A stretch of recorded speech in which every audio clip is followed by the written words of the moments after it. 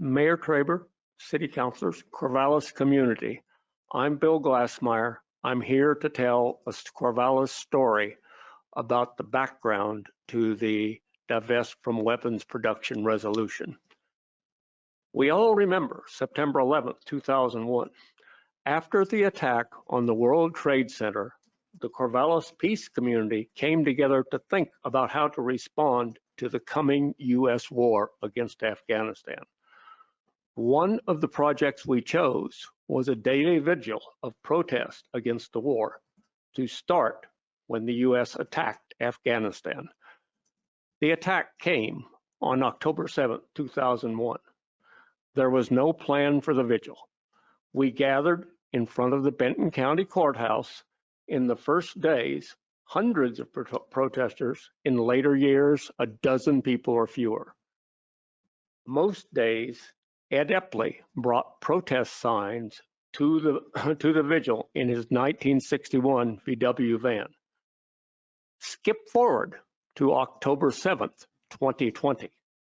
On that day, a small group gathered to observe 19 years of the war on Afghanistan and of the daily vigil.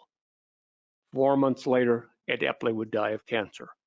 About a year later, the United States would formally end its war on Afghanistan.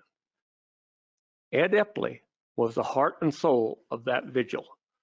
No one person stood there every day, but Ed was there most days, and when he didn't make it, he made sure that someone else would be there.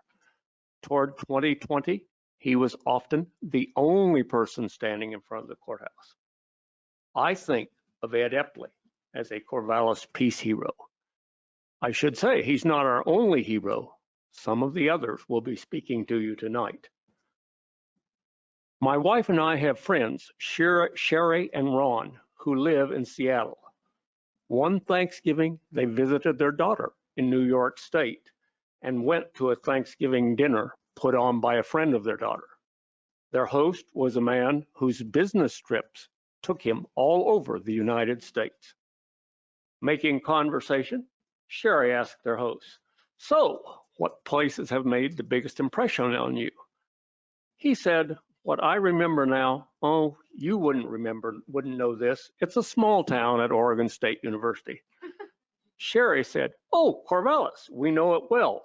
What impressed you there?"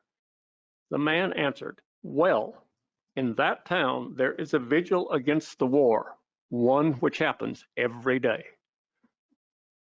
I come here tonight to honor Ed Epley and the many people who stood with him. Through the work I put into this resolution, I hope with all my heart that you will carry out your deliberations remembering Ed's spirit and his commitment.